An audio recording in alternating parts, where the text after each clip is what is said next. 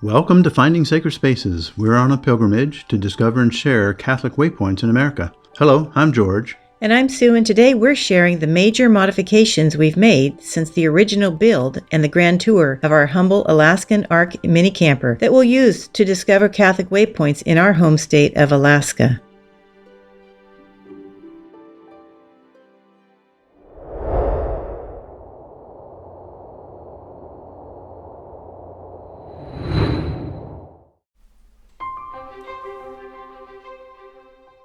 We staged our tour at the Eklutna Lake Campgrounds, located 10 miles down Eklutna Lake Road off the Old Glen Highway. Take the Eklutna exit off the Glen Highway and follow the signs. Eklutna Lake is nestled in the Chugach Mountains and is less than an hour drive north from Anchorage. It is easily found using your map app or GPS. Before we get into this video, if you enjoy the content of our channel, we invite you to subscribe and like the videos to help support and promote Finding Sacred Spaces. Thanks, and now on to the grand tour.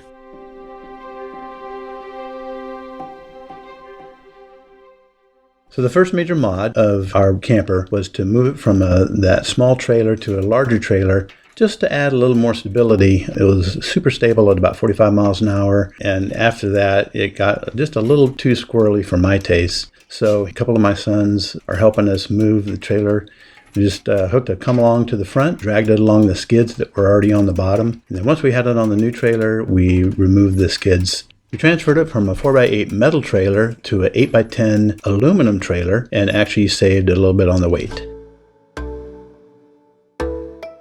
So we took our first maiden voyage at Eklutna Campground, and this is a kind of close-up of our campsite at the campground. It was beautiful sites, nice and private, and spacious. You can see kind of the overall look of the camper. Right away you'll notice the cedar board catwalk along both sides. They serve as a nice fenders platform for entering the camper, and also a nice long table for outdoor cooking and eating. We were happy with the cedar because it ended up just graying to the color of the camper. Okay, our next major modification was removing the box on the back of the trailer and relocating it on the tongue of the new trailer. One of the game changers was replacing the coupler on the old new trailer to a Kurt quick pin no latch trailer coupler, and that really made it a lot easier hooking and unhooking the trailer from the car. Also, you'll notice there's an outlet, a weatherproof 15 amp outlet. There's a 20 amp weatherproof outlet on the other side, and that provides our shore power. Okay, so what you see here is a close-up of the gray water tank setup that we came up with. So it's just a skinny 7-gallon water jug that fits perfectly between the camper and the utility box. And it's just a plain garden hose that fits perfectly into the spigot of the water jug. And what it does is it produces a self-contained gray tank. Okay, another new addition to our camper is the spare tire carrier we put on the back, and brackets we had used for the metal box that we put on the front. We reused those brackets for this carrier. This is a couple of angles of the solar outdoor security light, and as you can see, it's mounted on the curbside but away from the door. That's the best way to not have a gaggle of bugs at your door every night. So this next slide shows the handles that are by the door. You also see the screen door. It's a magnetic screen that we ordered, and it fits perfectly for our 24-inch opening. So this highlights the catwalk, and as you can see, it's 3 cedar boards. It's about 21 inches wide on either side. Of course, it's 10 foot long, and it provides a really nice shelf/table for our kind of outdoor cooking and recreation. So we have a portable folding table that we use inside and outside of the camper. This happened to be a really beautiful evening. We were lucky because this summer had been the rainiest summer in South Central Alaska, and we managed to hit one beautiful evening. So we ate our dinner outside, and then we played our traditional post-dinner cribbage game. So now we step inside. Here you can see the back of the camper with the shelf where we store our clothes and other odds and ends. Zoom in a little closer, you can see the smoke detector and carbon monoxide detector as well. Here's a close-up of the cubby with the USB phone charger, and of course it has an on-off switch because the USB switches are always on, and it would drain the battery if you didn't have that on-off switch. For the curtains, I just made panels from the excess painter canvas that we used on the outside of the camper, and it's hung by curtain rod bracket holders and clips that we ordered from Amazon. So we installed a MaxxAir fan and light. The light is dimmable, and of course it's LED. And I'm a huge fan of the MaxxAir fans, pun intended. We always order the deluxe model. Comes with a remote and a thermostat that opens and closes the fan depending on the temperature.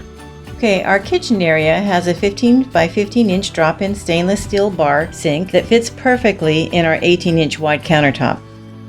The faucet you see is actually a water bottle dispenser with a folding spigot. This USB rechargeable pump draws water from our 7-gallon jug below the sink.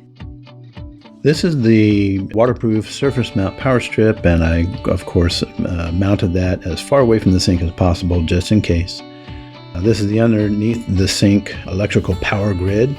To the left of the black drain hose is where the shore power comes in. There's a main shutoff switch and the breaker switch. We also have under sink storage for propane bottles and other miscellaneous items, with the water jug taking up the majority of the space. And here I installed a couple of shelves and secured everything with these mesh pocket nets.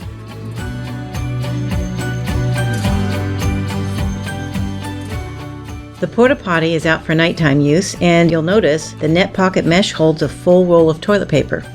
Now, the entire right side of the cabinet is full of 4 busser tubs secured by small bungees when traveling. Now, these tubs store our dishes and other kitchen goods. So now we have the shelf over the sink. The blue tubs on top mimic the back shelf, and they contain all our food and pantry items. And then on the face of that cabinet is the battery monitor and the switches for the outside lights. And of course the crucifix, because we're Catholic and we don't leave home without it.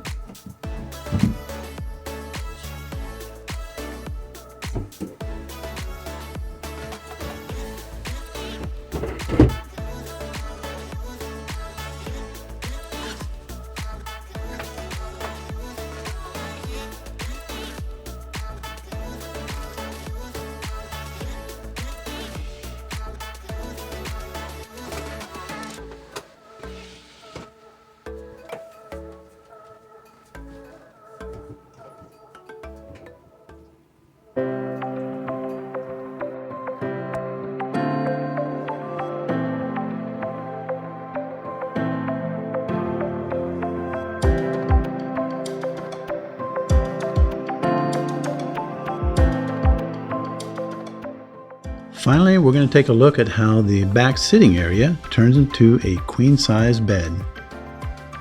So after removing the pillow and the cushion on the one side, the secret really is this bifold bed support. Each side is 30 inches wide by 75 inches long, and put together they both create a short queen-size bed. There are 3 wood panels that are 25 by 30 that make up each side of the bed. 2 out of the 3 panels are removable. The one on the back seating area is fixed. So here we remove the one and set it on the bifold bed support. And as you can see, there's a rail on the wall side that the other side of the board fits on. And each of the boards has 2 pegs underneath it that fit in 2 holes inside both the bed support and each other, as you'll see in a few moments. And for the 2 removable boards, there's a small gate latch on the wall side that secures it onto that railing, and that keeps it from moving side to side.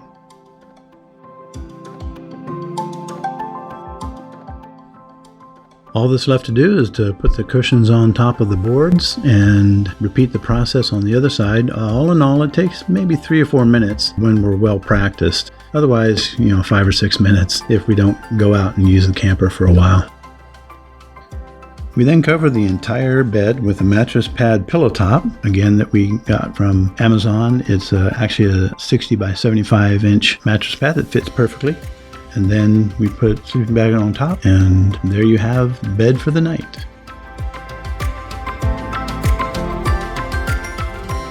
Thank you once again for joining us in this series of the behind-the-scenes look of our pilgrimage.